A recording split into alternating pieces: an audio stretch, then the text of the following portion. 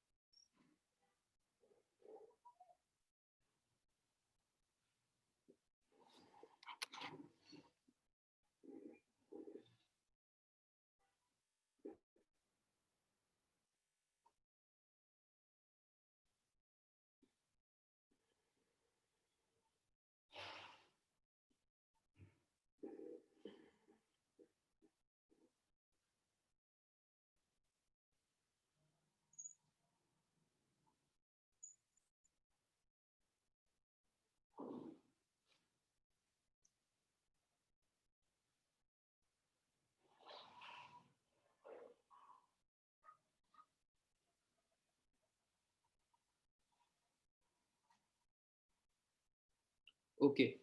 So all of you have given me the right answer. That is B. The act ignores the problem of tepid enforcement in India.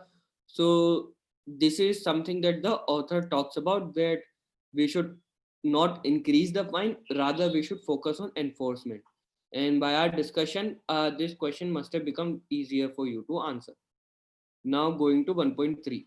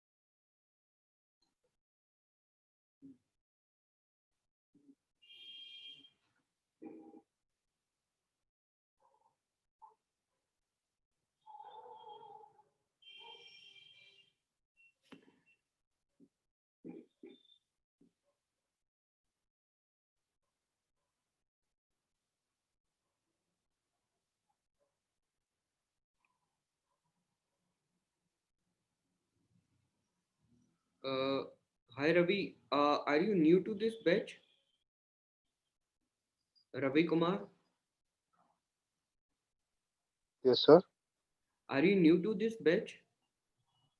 No, I'm not new. I joined late. I've never. Can you come online for a minute? Never seen you.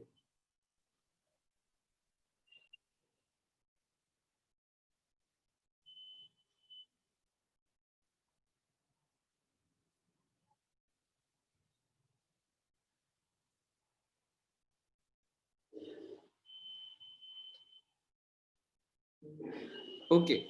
So all of you have given me two answers, A or B. So all of you know that the act has not been passed, and hence the minimum penalty has to be 12,500 rupees. The only bone of contention is who should be giving this amount. Should it be the government or should it be Chandu? Let's go back to the passage in order to determine.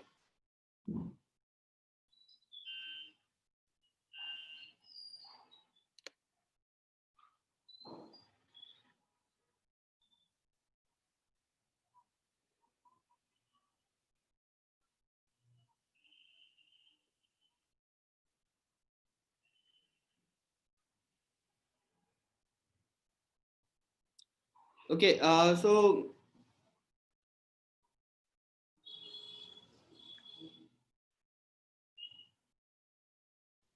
Okay, so this was a fair mistake that none of you could have been. So the right answer is A, but those of you who have given B to be the right answer, I can understand that you did not know who should be paying the fine in this case.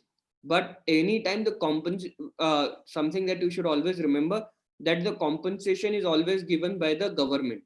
Okay, so what happens is that under the Motor Vehicle Act, we have some kind of a fund, and in that fund everything that we so the fines that we give to the policemen and every other taxes that the government collects pursuant to the Motor Vehicle Act, a part of it goes to the fund, and that fund is then used to rehabilitate or compensate the victims of road accidents, okay, of hit and run cases. And it is not the, obviously it is eventually recovered from the person who has been engaged in hit and run, but it is not always necessary that we need to identify the person who has been engaged in hit and run. The payment is made by the government. Okay, so the right answer is A. And why will she get 12,500 and not 5 lakh rupees? Because the new act has not been passed, and under the old act the minimum amount is just 12,500 rupees. Okay.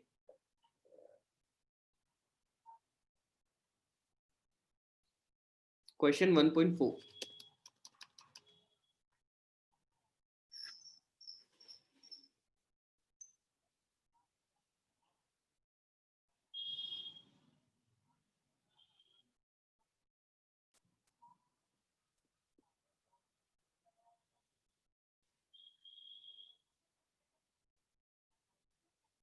Now you should answer this correctly based on the information that I have already given you. Now there is no scope for confusion.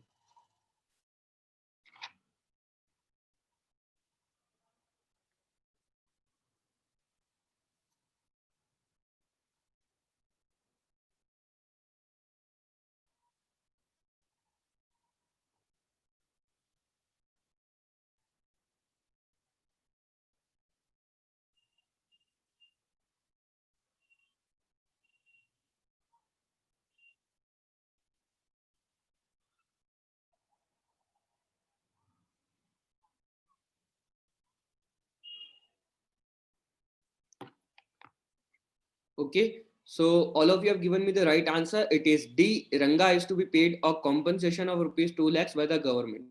Now, after this new act has come, the amount of compensation has been increased up to a total of, I think, rupees 5 lakhs. And as I've already told you, who should be paying the compensation? Compensation comes from the government. So Ranga has to be paid by the government. Okay. Now you may wonder what will happen to Kalyan. Kalyan will go to jail.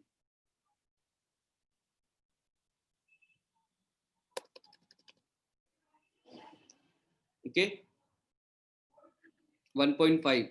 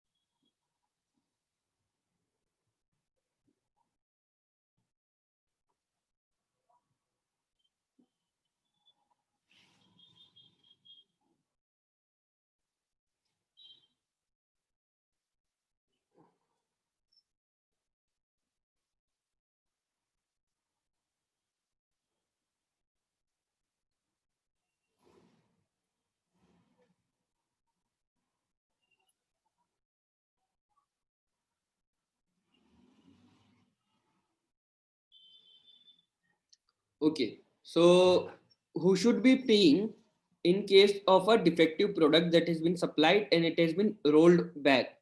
Let's see the second paragraph for it. So the manufacturer of the recalled vehicle will be required to reimburse the vehicle for the full cost of the vehicle. So who is the manufacturer of the vehicle in this case? Industry X. X Industry, right? So the right answer becomes B, that Shashank has to be paid back rupees 10 lakhs by the X Industry. Okay. Okay, so there is someone on the video who is this Nakul, and Nakul is not really in the class. Nakul is enjoying the weather. Nakul, hi.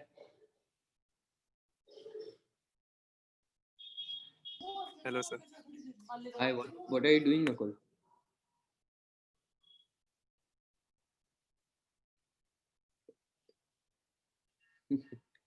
Okay, guys, I don't know how many of you are doing, are you really studying, and how many of you are out of the class already? So Zoom really allows you that privilege to not to be in the class. But do realize that you are paying for this class. So I don't know how much it comes to, but we had this interesting calculation in law school where one of our teachers told us that I don't care whether or not you stay in the class, but do remember you are paying a total of around 2 lakh rupees every year to the institution, and as against 200, you are getting 720 hours of classes. So it is for you to decide what is the value of class that you are missing. So 720 turns out to be around 300 rupees per hour. So that's the amount that we have been paying to law school. So every hour that we miss, we are actually losing 300 rupees. In the terms of that, we paid for something and we didn't really use it. So that it can be a perhaps a relevant calculation for you. But there may be people who may not find it really worth their time to attend those classes. It is completely open for them to leave this class. Okay. With that in mind, let's move to the second passage. Can you all see it on your screen? Yes, sir. Yeah. Okay.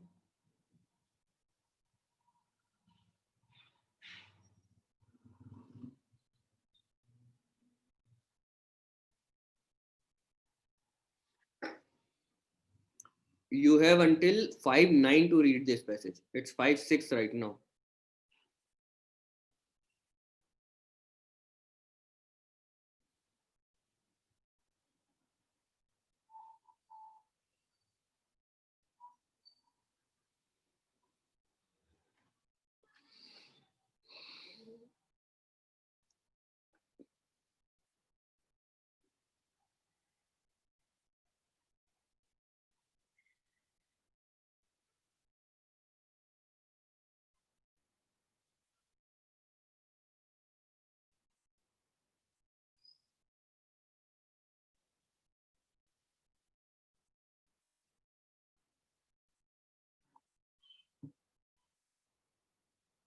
Sir, could you paste it in the chat? Sure, Vaishnavi. Thank you, sir.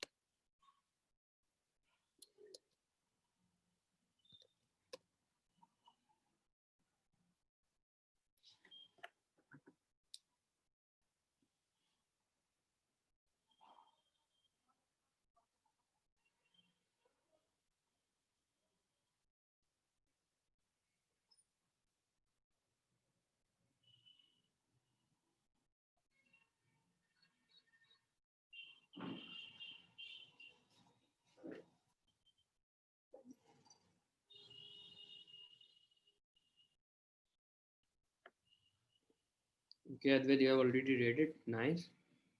1 minute before the time. That's good. Waiting for others to have read it. Good, Akash. Nice, Prithvi. Great, Harshit. Sumedha, Ananya, good.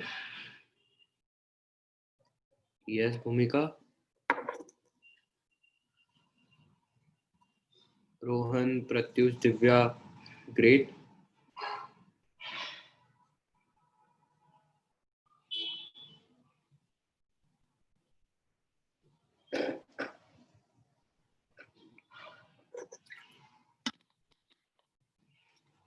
The rest of you can take 30 seconds more because it's almost the time.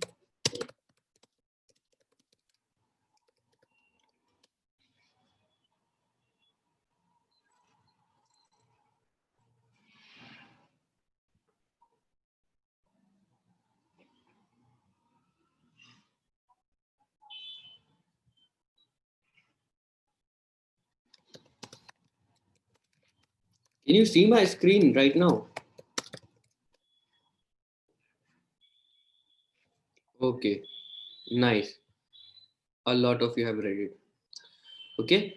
How many of you understood what the passage was trying to say? Does someone want to offer their explanation? You can unmute and come. I don't understand like entirely, I think, but then it's talking about like if they have to file a case under the SC/ST Act, then they have to get like prior permission.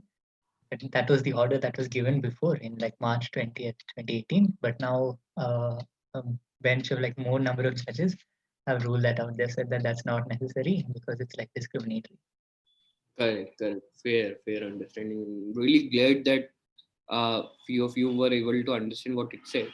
So basically, on March 2018, we have something called as the Scheduled Tribes Prevention of Atrocities Act 1989. In fact, the Scheduled Caste and the Scheduled Tribes Prevention of Atrocities Act 1989. What does that act lead to? Is that it? So if you were to uh, name call some people by the names that are not allowed under this act, this will become an offense. So, for instance, shaming someone or not letting people enter into the temple because of their caste and things like that have been made into an offense. Now, this order on 20 March 2018 said that if there is a complaint against any person under this act, a consent has to be sought from the person of the rank of senior superintendent of police, that is an SSP, and only after such an approval has been granted from an SSP can you make that arrest. Now this direction has been set aside by the Supreme Court. So initially it was the Supreme Court which gave the judgment. Now it is the Supreme Court itself which is giving the judgment, and it is giving the directions. So remember, it was not a judgment that was given, it was the directions that were given. The Supreme Court can direct the state government and the central government to do things as it please if there is a legislative lacuna. So in that case, there is no need that there has to be a bigger bench, but in this case there is a bigger bench. Initially it was a two-judge bench which decided that there should be a consent or prior consent from the SSP. Now the three-judge bench is saying that no such consent is given. What is the problem with having such a consent? The problem with having such a consent is this, that under all other laws, you can just file an FIR and arrest a person. But why should there be some kind of a discrimination against this act, where if you were to file an FIR against this act, there has then to be a consent before the arrest can be made. Now, this adds another layer of protection for the accused. Should that be allowed or not is what the Supreme Court differed upon, but the three-judge bench felt that that should not be the case with this act. Now, moving on to the questions. Question one.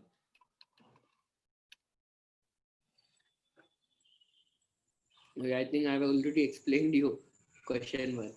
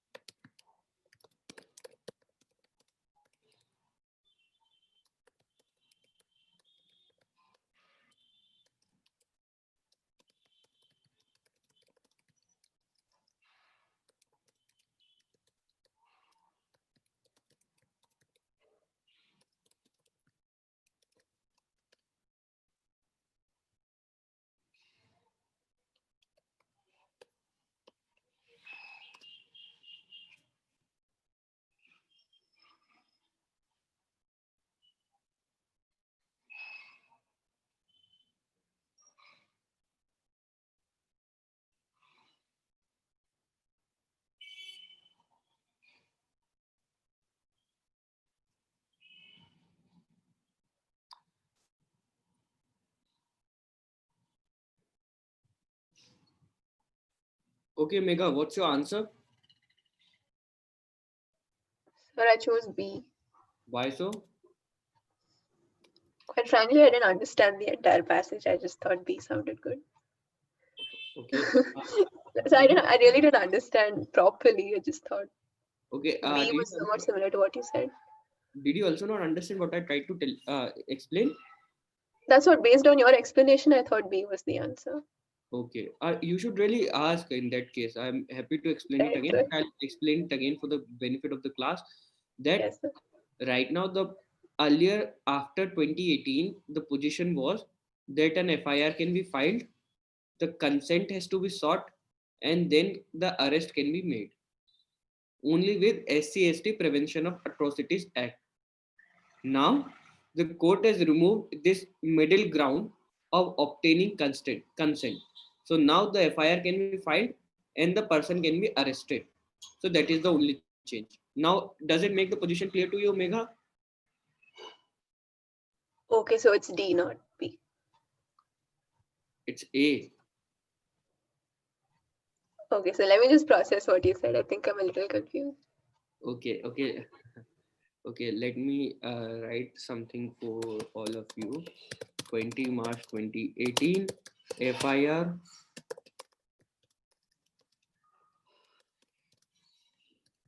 then consent, then arrest. Now FIR, directly arrest.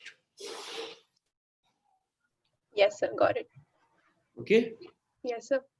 Okay. All right. Okay, guys. Just a simple note that all of you please feel free to ask me doubt.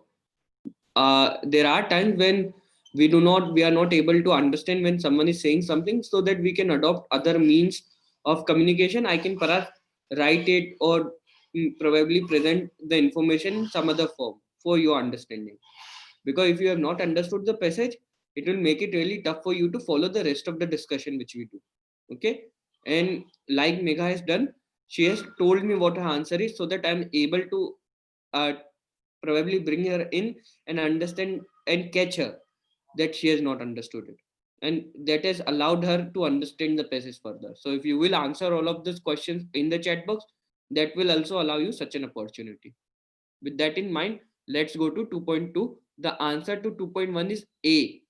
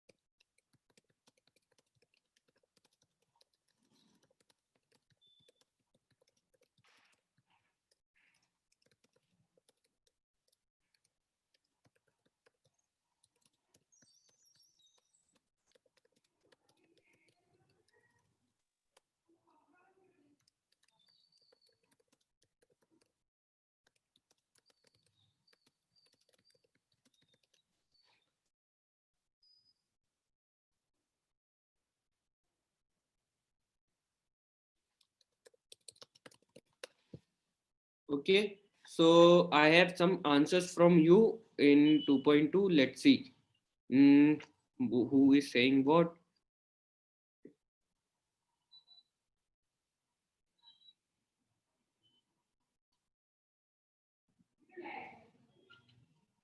Okay, so let's go back to the passage and understand why the judge did what they did. Why did they overrule it? And what was the rationale that they gave it? Now, Can you all read the highlighted part?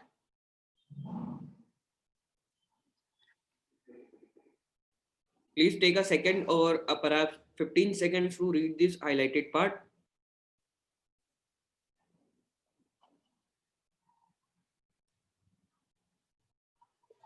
Okay.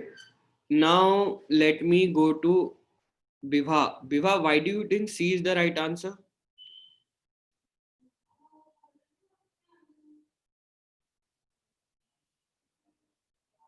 Hey Bibha, you'll have to. Yeah. So I feel according to the passage, they overruled it because it violated. It wanted to give a fair chance to everyone, so that's why I chose Okay. C. Did you just read what I highlighted? Yes, sir. What did it say?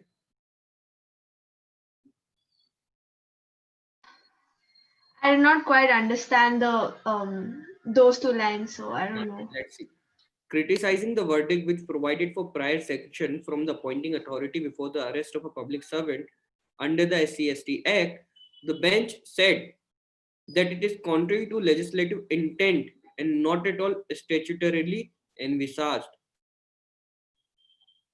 Okay, so they are saying that why are we overruling it? We are overruling it because the intention of the act, the reason for which the act was brought, was something else. It wasn't arbitrariness and fair play, it was a different intention, and hence it did not correctly interpret the intent of the act, and hence D is the right answer. Okay, let me go to Prithvi. Prithvi, have you understood why C is not the right answer and D is? Yes, sir, I got it. Okay. Akash, what about you? Got it. Nitisha? Yes, sir. Okay, great. Going to the third question.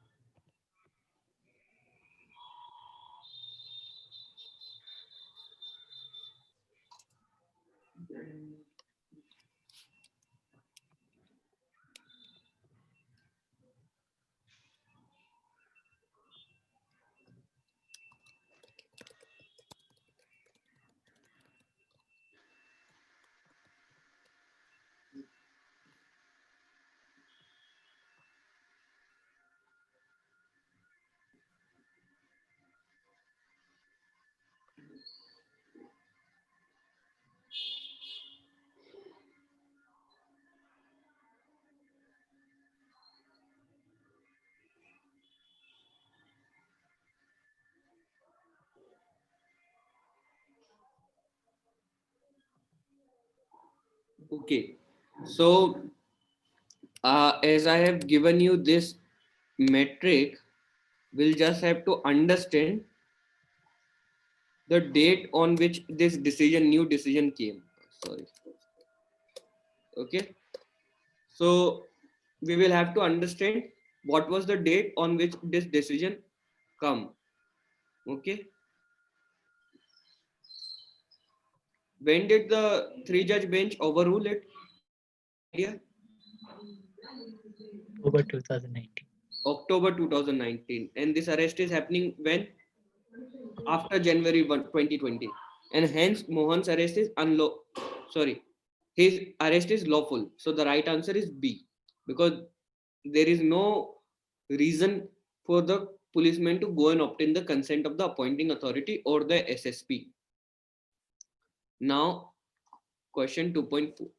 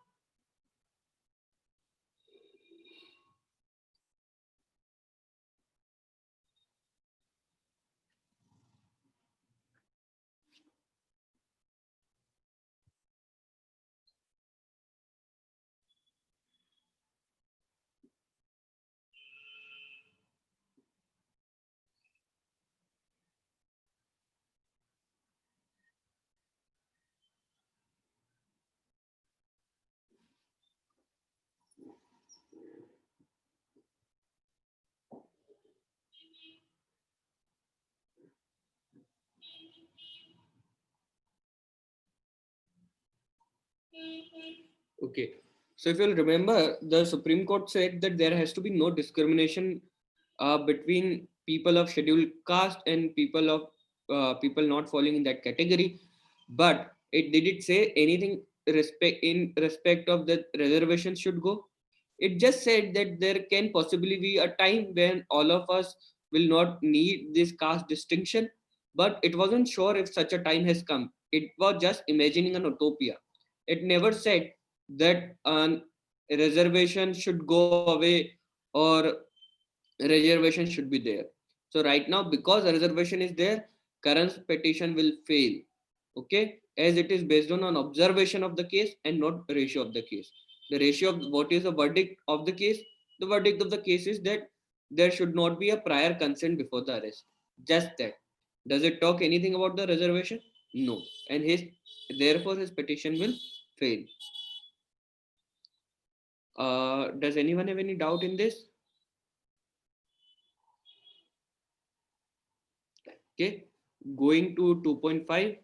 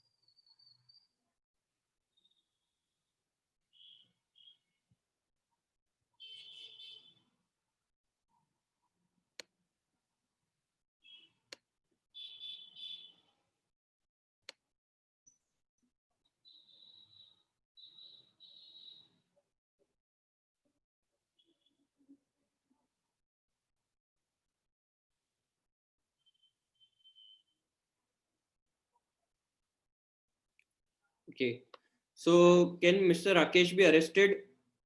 He cannot be arrested until sanction from the appointing authority is gotten, or until the appointing authorities gives us the consent to arrest Mr. Rakesh, because Mr. Rakesh is a public servant, and since he has been appointed by the Ministry of Home Affairs, and since the verdict has not been overruled, there has to be a consent or a sanction from the Ministry of Home Affairs, and hence C is the right answer. Okay, let's okay, so we have done 5 questions. Let's go to the third passage.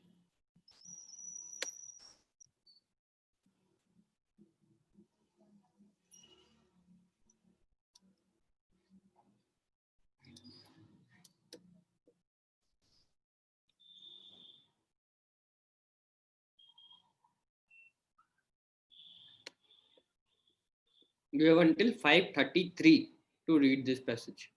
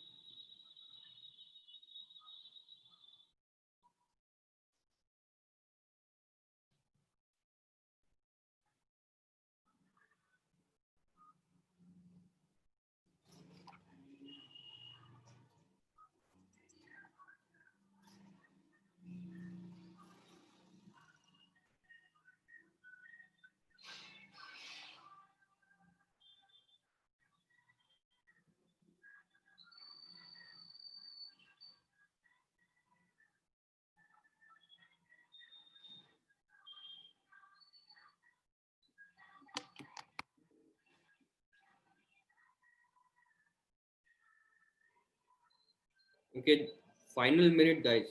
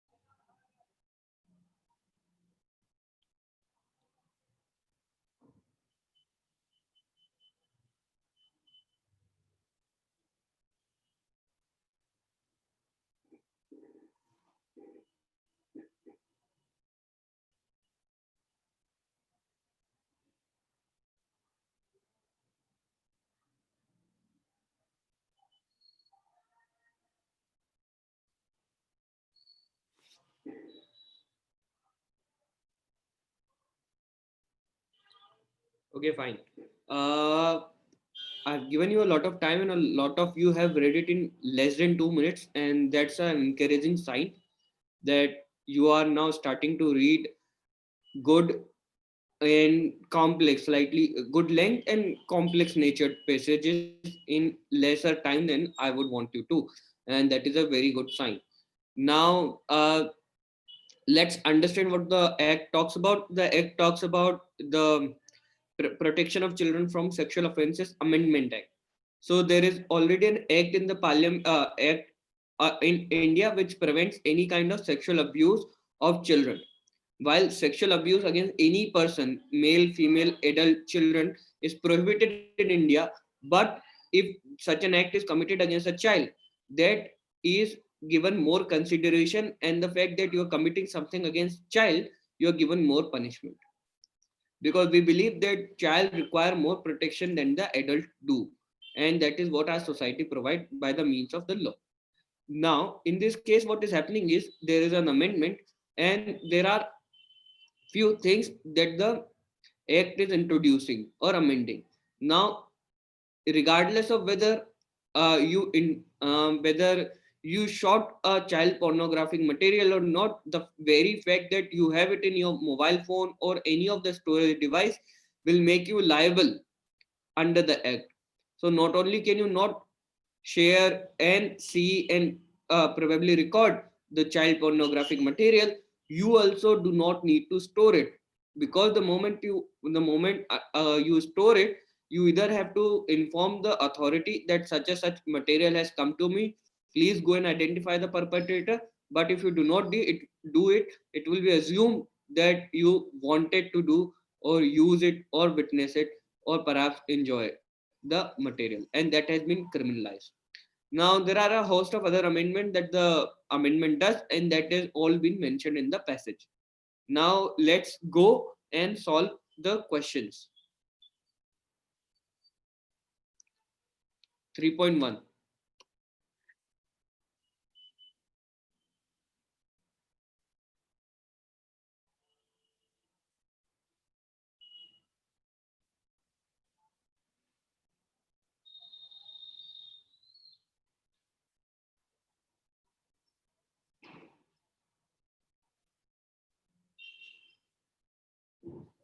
Sir, can you scroll down a bit?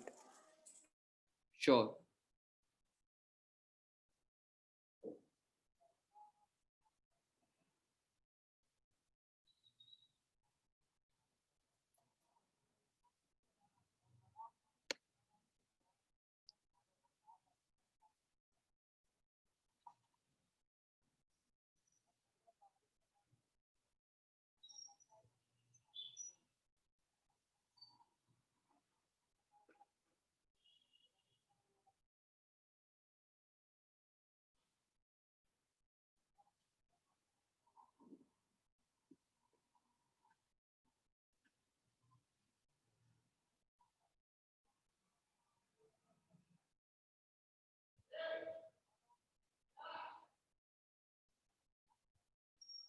Okay. So I think I've already given you the answer to this question. Why do we have a special law for children? Because we think children are immature and may take a decision not keeping their best interest in mind. So some of you may have given B to be the right answer, but we need to understand it from the tone of the passage. Let's see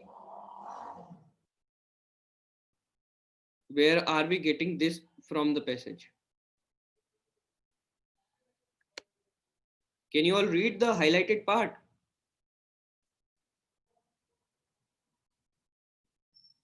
Yes, Okay. sir. So this is where we are deriving this answer option A. So let me go to Varsha. Varsha, have you understood why we are going with option A? Yes, sir. Thank you. Yeah. Advait, even you had understood? So I Or said are D, you right? only? Did I send B by mistake? Yeah, okay, nice. So let's move to the second question.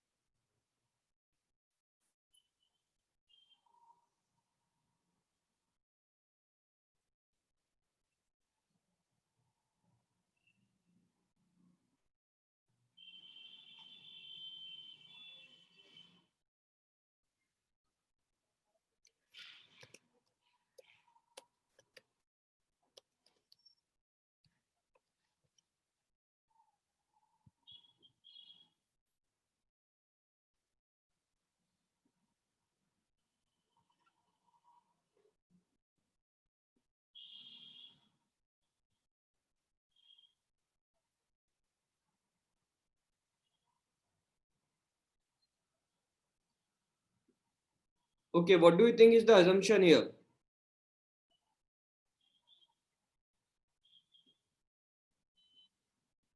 Let's look at the last paragraph.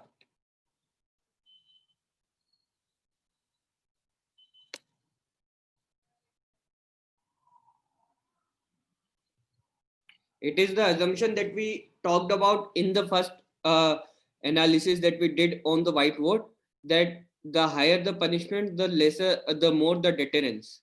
Okay, so this is where it is coming from. So you can see, let me delete this. The harsher the punishment of a crime, the lesser its commission. So here the author talks about it. There is a strong need to take stringent measures to deter the rising trend of child sexual abuse in the country. The proposed amendments of the said act make provisions for enhancement of punishments for various offences so as to deter the perpetrators and ensure safety, security, and dignified childhood for a child. Okay, so this is where it is coming from. Now let's go to the third question.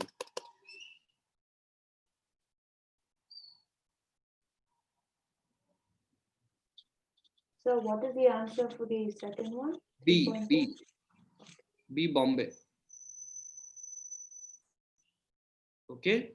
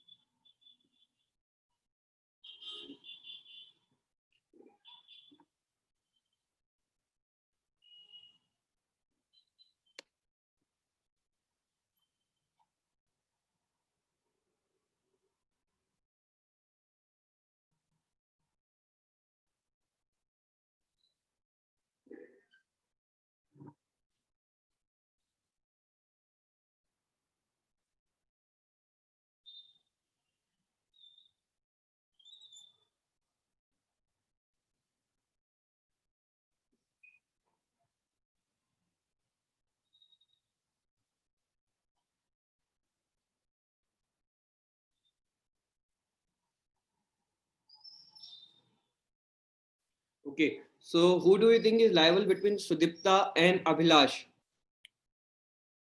Only Abhilash is liable under the POSCO Act. Okay, so all of you have given me D as the right answer. Okay, No, but I have a now, doubt. yes, go ahead. Even she comes under it, like, because like she's also storing the material and then sending it. So No. both of them are there, right? Like storing No. and intention. No, because she is doing it to herself, her material it is. You cannot criminalize that.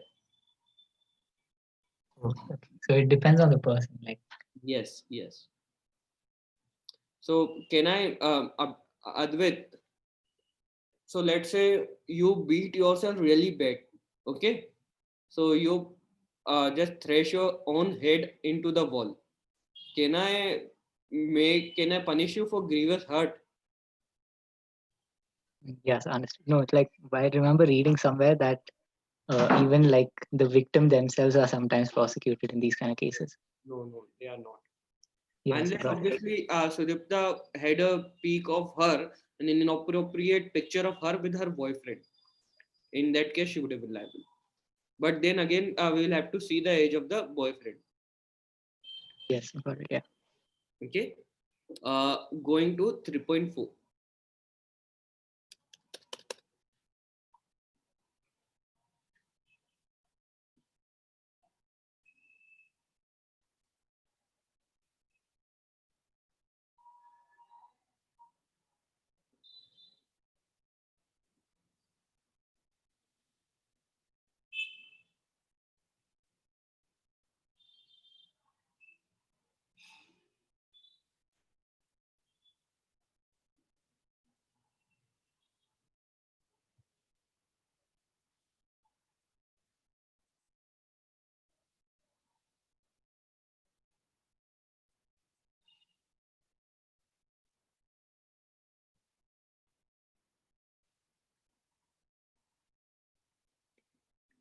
Okay, so uploading a pornographic clip or a child porn clip is obviously punishable.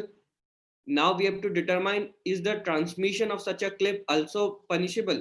Yes, if you will read the second passage, a second paragraph of this passage, you will realize that the passage clearly states that the transmission of a pornographic clip of a child is a punishable offense, and hence two people will be liable, that are Divyang and Gaurav. Okay, so B is the right answer. Someone said C. Ananya, why do you think C is the right answer? Yeah, so because there's a line in the article that says if you fail to delete, destroy, or report the same to the designated authority, you will be liable. Okay, so this is only after you have stored it. Let's read that line. Oh, okay, sir. Here it goes. Any person who stores or possesses pornographic material in any form involving a child but fails to delete or destroy or report the same.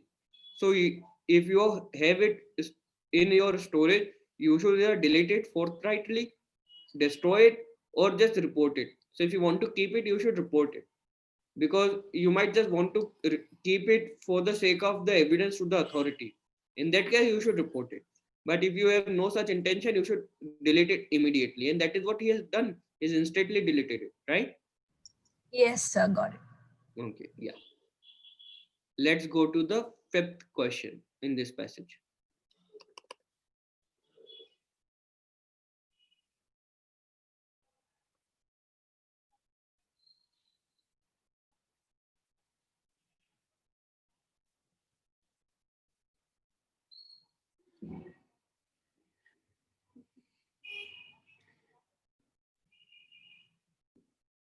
And when the age of a person is not given, we assume that the person is of the age of the majority.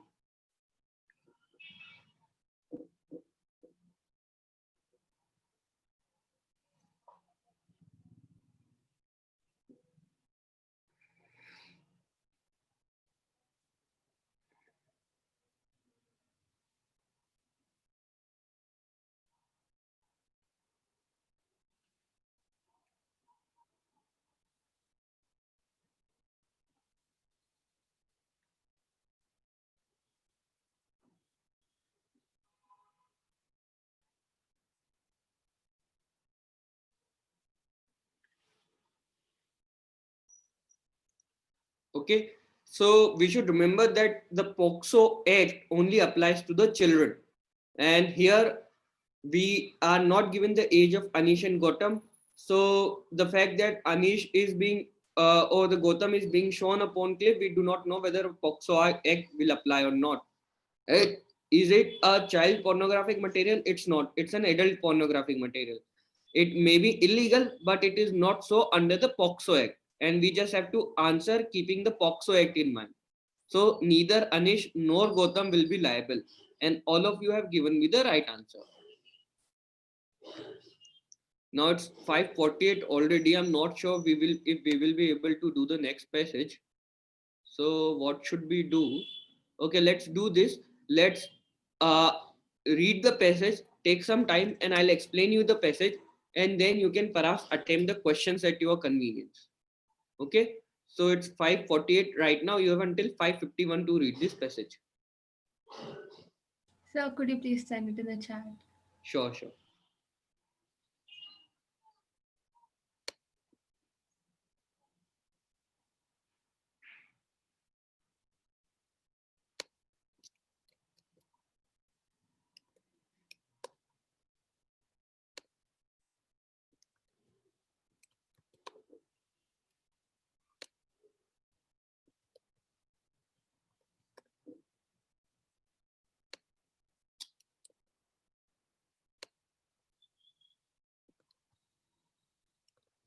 It's there on the chat, okay?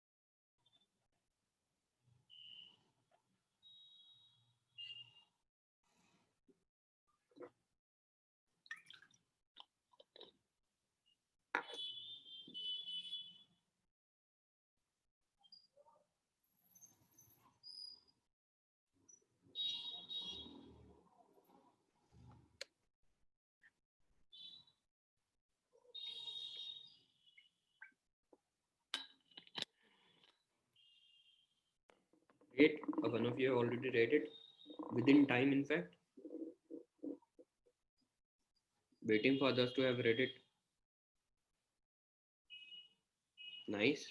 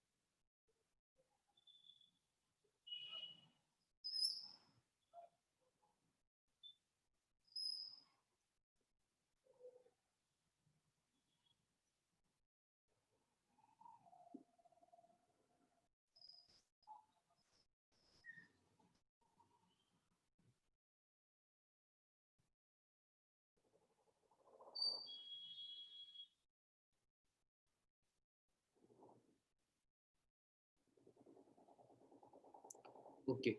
Host of you have read it, and it's almost time. Uh, just give me a moment.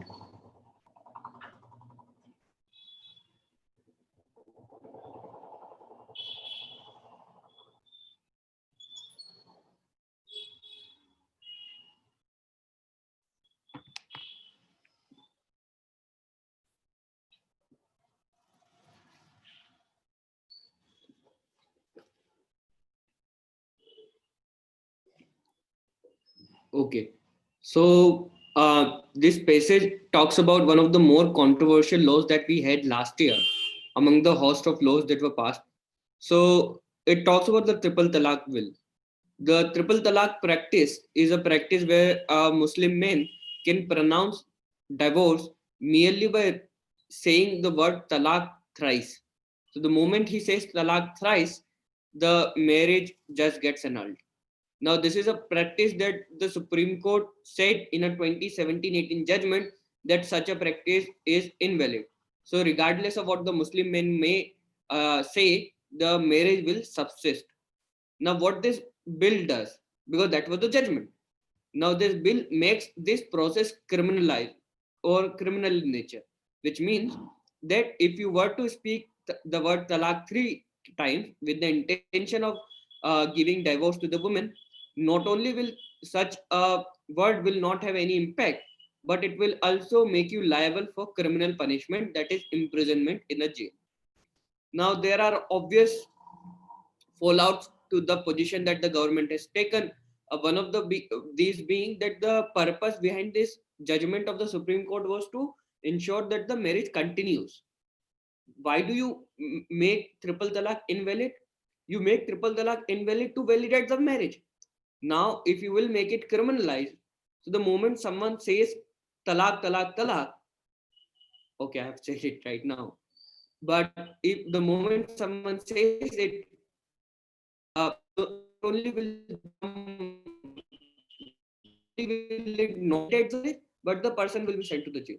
Now, what use is there of marrying a person who is in jail? Now, this is the practical aspect of it. So, what do you think is the right thing to do? The government says that till the time there will be no criminal punishment for the same, such a practice will not be discouraged.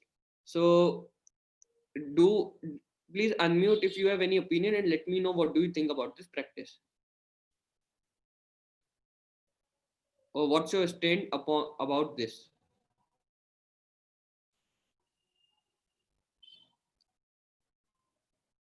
I think like- So there's all really of no you need to had- pass a bill. Advait and Megha are here. Let me first go to Advait and then Megha in the order that they spoke. Yes, Advait. Like I think I kind of agree with this passage itself. It says that there's no point to like arresting them and stuff, because like he or she, whoever wrote the passage makes it clear that like even if you arrest them, they won't have the means to pay, and there's no point basically. Like you can even now if they do it, it's not valid. So that's enough. You don't have to go like one step ahead. And if you really want deterrent, there's many other things that you can do other than just arresting them. Okay. What's your point, Megha? Yes, so I feel it's just a way to stoke communal fears, and there's some kind of ulterior motive with this bill, because there's really no point Mm-hmm. when it's already illegal. Mm-hmm. So now the government makes another interesting point to this line of argument. And the government says that it's understandable that if we were to send the consent person to jail, the marriage will fail. But we will only send such people to jail against whom the wife brings the complaint. Now you will realize that this practice, even though it is not valid now, may have a mental harassment kind of an impact on the wife. And it is only after the wife wants such a person to be sent to jail will such a person be sent to jail. So if you will read the first passage, it clearly mentions that the parties may arrive at a compromise. So the government argues that we are empowering the woman, that if the woman wants the marriage to continue and husband not to be sent into the jail, it is within the hands of the woman. But if the woman does not want the marriage to continue, if the woman is fed up of the marriage and the person is being cruel, the fact that he has already pronounced triple talaq will not invalidate the marriage, but will at least teach him a lesson by sending him to the jail. Now, what do you think about this argument? So, but still, so like instead of sending them to jail, you could make like an agreement or something where they split, they like don't stay together for some time or something, and that helps, because then here what happens is it can bring about like it can open a pathway for like the woman or her family to like do something against the guy, like in a form of revenge basically. Like even though even though the woman in the marriage might not want to, she can be under pressure from her family, or even on her own, she can just be like, okay, I want to teach this guy a lesson, so she might just file a case against him that way. So Mhm. But this is a point about misuse of this law, right? yeah, There can be misuse of any law. I couldn't, Sorry. I couldn't hear you. So there was like truck Yes. passing by. Yes. So what I'm trying to tell you is that you are pointing to a possible potential misuse of the law, right? Now, whenever we are talking about the legal policy, the argument regarding its misuse should come later. It's not as if it should not come, but any law can be misused. If the woman really wants to teach a lesson, the woman will say, "I'll not need this law in my hand. I'll perhaps go under the Dowry Prohibition Act, or I'll just go under any other act that is available to the woman if I want that lesson." So misuse of law is does not always make for that great an argument. So what I'm trying to tell you by saying both these things, let me have Megha first. Megha, what was your opinion? So still, I think it's too extreme a measure. I feel like there are already provisions to tackle this kind of situation, right? If Okay, there's harassment and all that. okay, okay. But Yeah. um, I wanted to know, since you guys are studying for CLAT for almost 2 years, you are in your UNO batch, and I have had the pleasure of teaching all of you in the pre-pandemic age, and then I have had the advantage of seeing all of your faces, and a lot of you are familiar to me. And how many of you have uh, while reading or have read about triple talaq during your general reading the last year? How many of you did? How many of you came across this news last year? Okay, nice. A lot of you did. At least, so for the people who have still stayed with me in the class, you did. And how many of you also were aware of all the arguments that I have tried to give you in this lecture? In the last 10 minutes, I have given you several arguments from the side of the government and from the side of the Muslim women, or perhaps from the side of the Muslim women, the arguments have come from your end. I have given you counters to what the government might have thought.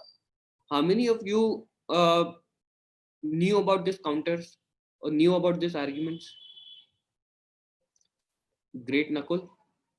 Mhm. Anyone else? Okay. So in that case, what I'll suggest you do is from now on, you can follow a good debate show. A good debate show will let you know both sides of the same issues, but it should not be a Arnav Goswami debate show. There is a good show on Rajya Sabha television known as The Big Picture. The Big Picture airs every day at around 9:30 on weekdays.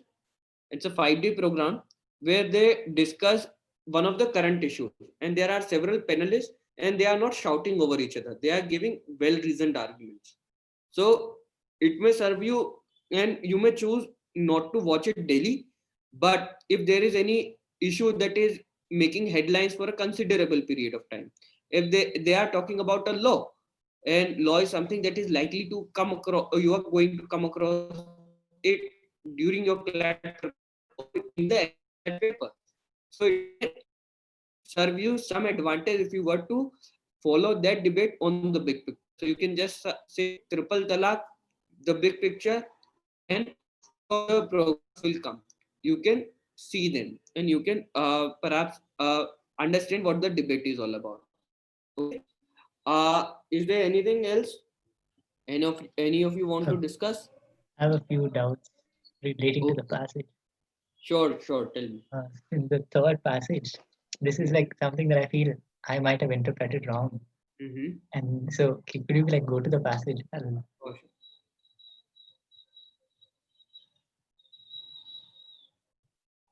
Yeah, so here, when I read it, how I interpreted it was for the storage part, there has to be storage as well as intention to propagate. So I was thinking of it that way. So, but then later on, you went to explain that if you do either of them also, it's still an offense, right? So how can you decide that, like in an exam? In an exam, obviously, you won't be there to tell us that this is this way, this is this way. So because Okay, sometimes, guys, the rest yeah. of you are free to leave the class. I am taking some doubts now. So if you have any doubts, please feel free to stay. If you do not and you want to listen to some of the doubts of the others, you are welcome to stay. But please feel free to leave the class. Excuse Yes, me, sir. sir. Yes, Ananya. So could you just share the article, the handout? Handout. Sure, sure. I'll do that. Thank you, sir. Yes, Advait, go on. Yeah, so that's the main thing. Like, how do I know when I have to read both of them together and when to read it separately? Okay. Oh, just give me a second. In fact, that is the job of a judge. So it's always law comes down to interpretation. Okay. So one of the lawyer will say something and the other lawyer will say exactly opposite. So there is no fixed rule. Okay. So it is always for the judge to determine. We cannot determine it always. So, but then if something like this comes in the exam, like if there was a question where a person had just stored or just transmitted, I would have definitely, if you hadn't explained, like if I was in an exam, I would have definitely chosen that he's not at fault. That kind of a question is a poor question. Okay. But such a question will not come. Yes. If Okay. it comes, it will be a poor question, or it will have such exclusive option that both the interpretation will only support one answer. Or let's say if there were two interpretation possible, the other option that was supported by the other interpretation may not be in the answer option. All right. Yeah. Got it. Yes. But again, Advait, CLAT may just come up with a stupid answer, in which case I'll have no word of advice for you. In that case, it's pure luck. Yeah. Okay. Yeah. And there has been a history of CLAT doing stupid things, but it's Yes. very unlikely. Let's not worry about it. If it's Yes, sir. doing stupid thing, it's doing a stupid thing to all the 60,000 people who are taking CLAT. Yes, sir. Okay. Any other person has any other doubt? So I have like a little bit off topic though, like not related to this. Okay. Sure. Go ahead. If no one has anything, then if there's something relating to the passage, we can do that. It's fine. Okay. So let's take those doubts in a separate meeting. Okay. Yes, it's like it's relating to like farm laws and all that. That's right. Okay. So I'll rather explain you farm laws in detail in Yes, one of sir. the class. Yeah, yeah. If I have such an opportunity, or perhaps Pranav sir is taking your GK, right? Yes, So he should be in a better position to explain it. yes, yeah. Okay. Okay, guys. Thanks a lot. Thank you so much. I'm ending the meeting. I hope all of you have downloaded the passage. Thank you, sir. Thank you, sir. Thank you, sir. Thank you, sir. Thank you, sir.